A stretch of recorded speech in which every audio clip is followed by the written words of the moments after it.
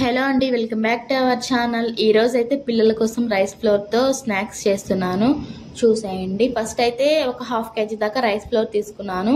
2 స్పూన్ల బటర్ తీసుకొని మంచిగా వేడి చేసి ఆ ఫ్లోర్లో కలుపుకొని చిన్నగా మిక్స్ చేసుకోండి. కాలుతుంది కాబట్టి చిన్నగా మిక్స్ చేసుకోవాలి. మీ దగ్గర బటర్ లేకుంటే నూనెనైనా వేడి చేసి వేసుకోవచ్చు, అది మన ఇష్టం. ఏది వేసినా చెక్కలు బాగా వస్తాయి. నూనె అయినా వేసుకోవచ్చు, బటర్ అయినా వేసుకోవచ్చు. అది మంచిగా కలిపిన తర్వాత పిండిలో ఇలా ముద్ద చేస్తే మంచిగా ఉండాలి, ఇలా రౌండ్గా ఉండాలి. సో అప్పుడే చెక్కలు మనకి మంచిగా వస్తాయి.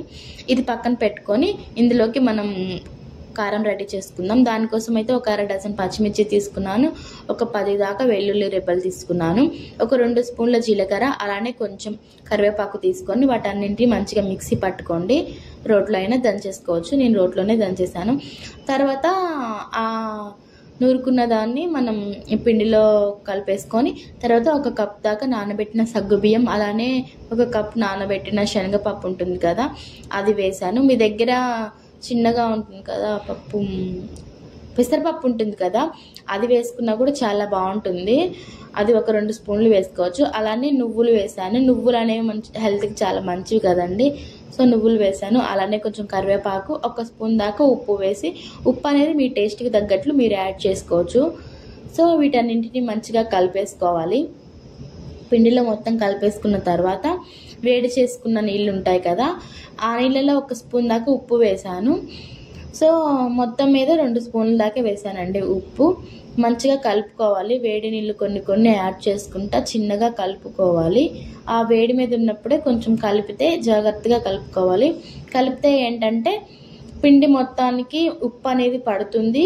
అలానే మనం చెక్కలు చేసినప్పుడు కొన్ని చప్పగా ఉప్పగా ఉండకుండా అంతా ఒకే రకంగా ఉంటుంది.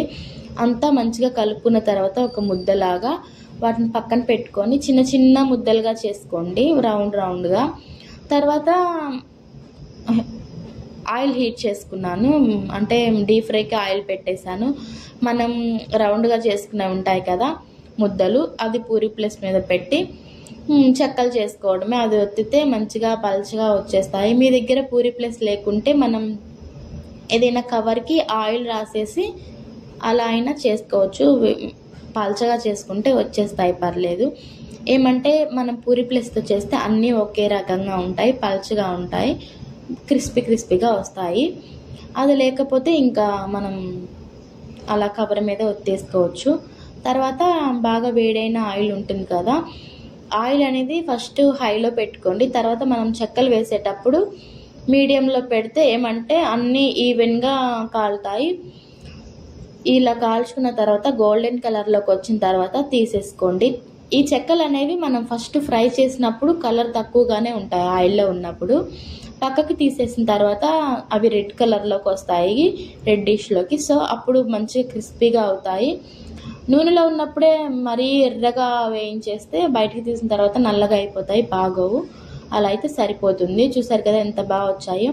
వీడియో నచ్చినట్లయితే ప్లీజ్ లైక్, షేర్, సబ్స్క్రైబ్ చేయండి. లైక్ చేయడం మాత్రం మర్చిపోవద్దు. అలానే మీ ఫ్రెండ్స్ అండ్ ఫ్యామిలీ మెంబర్స్ కూడా షేర్ చేయండి. మన ఛానల్లో ఇంకా వీడియోస్ ఉన్నాయండి, ఒకసారి చూడకపోతే వెళ్ళి చూసేయండి, మీకైతే ఖచ్చితంగా నచ్చుతాయి. వీడియోనైతే లైక్ చేయండి. బాయ్.